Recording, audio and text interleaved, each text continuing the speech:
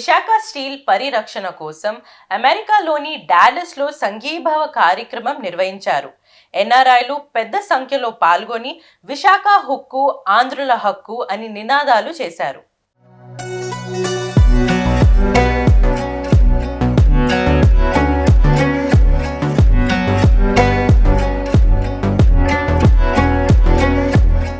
విశాఖ ఉక్కు పరిరక్షణ కోసం అమెరికాలో తెలుగు ప్రజలు సంఘీభావం ప్రకటించారు.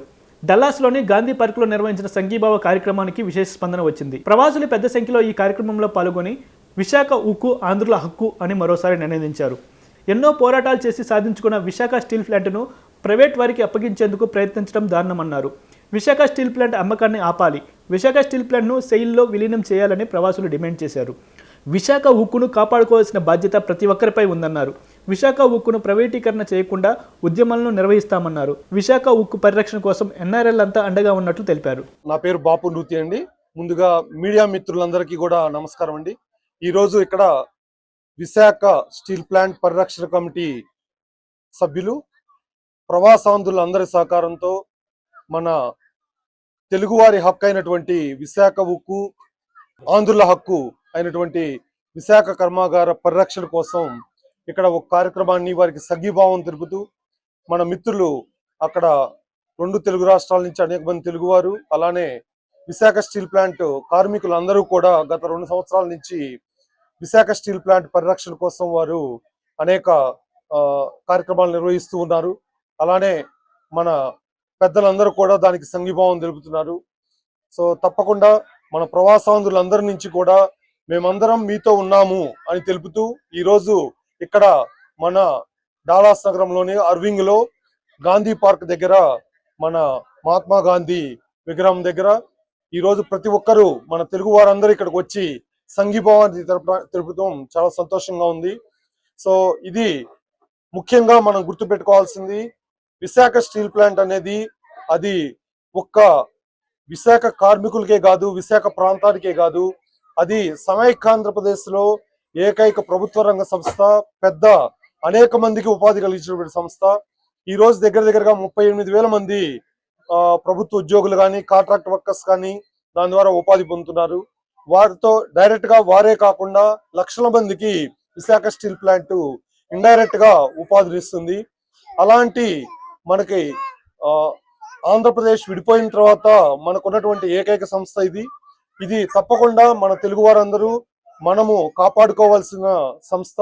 ప్రతి ఒక్కరి సహకారము వారికి అందించవలసిందిగా ఈ సందర్భంగా కోరుతూ, మన ఇక్కడికి వచ్చినటువంటి ప్రతి ఒక్కరు ప్రవాసాంధ్రులందరి తరఫున పరిరక్షణ కమిటీ సభ్యులందరికీ కూడా మేమంతా మీతో ఉన్నాము.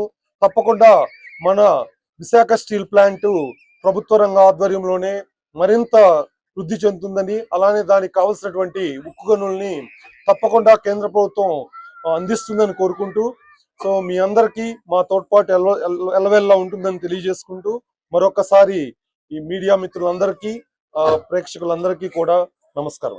I want to thank everyone who have come here to contribute and support our struggle against privatization of Visakhapatnam Steel Plant, which has been a pride of our Telugu people and Andhra Pradesh people. So we want to have that support, and we are gathering here in Irving at Gandhi Park in Irving. So this gathering is to support, and I really thank everyone who have come here to support for our to show our support to against privatization of Visakhapatnam Steel Plant. And I really appreciate you coming out, and we need the support to continue the support and show whatever we could do to so that central government do not take up this action and make this a private company. విశాలమైనటువంటి America దేశంలో Dallas నగరంలో ఈ June 6వ తేదీన జరిగినటువంటి ఈ సంఘీభావ ప్రకటన కార్యక్రమానికి చాలా మంది ప్రవాసాంధ్రులు విచ్చేసి సభను జయప్రదం చేశారు. విశాఖ ఉక్కు, ఆంధ్రుల హక్కు అని చెప్పేసి మరొక్కసారి నినదించి పెద్ద పెట్టున నినాదాలు పలికారు.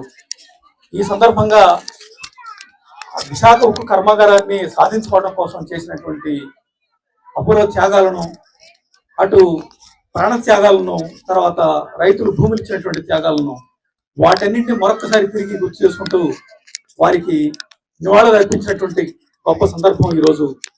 అదేవిధంగా మరొకసారి ఆ చరిత్రను గుర్తు చేసుకుంటూ ప్రవాసాంధ్రులకు కూడా తెలియజేసేటువంటి విధంగా ఆ చరిత్రను మరొకసారి గుర్తు చేసుకున్నటువంటి విధంగా ఈ రోజు జరిగినటువంటి కార్యక్రమంలో ఎంతో మంది ఉప ప్రముఖులు, అదేవిధంగా స్టీల్ ప్లాంట్ లో పనిచేస్తున్నటువంటి శ్రీనివాసరావు గారు, దాని హక్కుల పరిరక్షణ కమిటీ దాని కన్వీనర్ గా ఉన్నటువంటి శ్రీనివాస్ గారు వారికి విలువైనటువంటి సందేశాన్ని వారు వినిపించారు.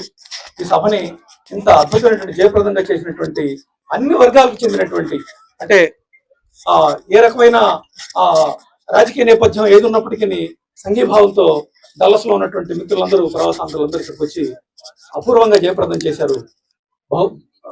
బహువిధాల ధన్యవాదాలు అందరికీ. నమస్కారం అండి. స్టీల్ ప్లాంట్ అనేక త్యాగాల ఫలం. స్టీల్ ప్లాంట్ కార్మికులు పోరాడితే సరిపోదు, వారందరికీ తెలుగు వారు ఎక్కడున్నా ప్రపంచవ్యాప్తంగా అన్ని చోట్ల కూడా, తెలుగు రాష్ట్రాల్లోనే కాకుండా ఇతర దేశాల్లో కూడా అక్కడ పోరాడుతున్నటువంటి కార్మికులు సంఘీభావంగా నిలవడం అనేది చాలా గొప్ప విషయం. మన పూర్వీకుల త్యాగాల్ని మేము వద్దాం కాదేమో అని చెప్పని అక్కడ పోరాటం జరుగుతుంటే ఆ పోరాటానికి మేము కూడా అండగా ఉంటాం, మేము కూడా మీతో పాటు ఉంటాం అని చెప్పని స్టీల్ ప్లాంట్ పరిరక్షణ కోసం జరుగుతున్న కార్యక్రమానికి సంఘీభావం తెలిపినటువంటి ఇక్కడికి వచ్చినటువంటి అందరికి కూడా, ప్రతి ఒక్కరికి కూడా నమస్కారాలు తెలియజేస్తా ఉన్నాం, ధన్యవాదాలు తెలియజేస్తా ఉన్నాం. అంటే ఈ స్టీల్ ప్లాంట్ ఒక మన విభజిత రాష్ట్రంలో చాలా పెద్ద పరిశ్రమ, అత్యధిక మందికి ఉపాధి కలిగిస్తున్నటువంటి పరిశ్రమ, చాలా త్యాగాలతో కూడుకున్నటువంటి పరిశ్రమ. ఆ పరిశ్రమని ప్రైవేటు పరం చేయడం అనేది చాలా దుర్మార్గం. దానికి సొంత గనులు లేవు. ఇప్పుడు వెంటనే దానికి సొంత గనులు కానీ ఇచ్చి స్టీల్ ప్లాంట్ గా నిలబెట్టగలిగితే ఖచ్చితంగా భవిష్యత్తులో మరింత అభివృద్ధి కావడానికి, మరింత లాభాలు చేకూర్చి రాష్ట్రానికి కానీ దేశానికి కానీ ఆదాయాన్ని కూడా సమకూర్చేటటువంటి పరిశ్రమగా అది ఉంటుంది. కాబట్టి అందరూ కూడా ఈ కార్యక్రమంలో పాల్గొన్నందుకు ప్రతి ఒక్కరికి నమస్కారాలు తెలియజేసి ధన్యవాదాలు.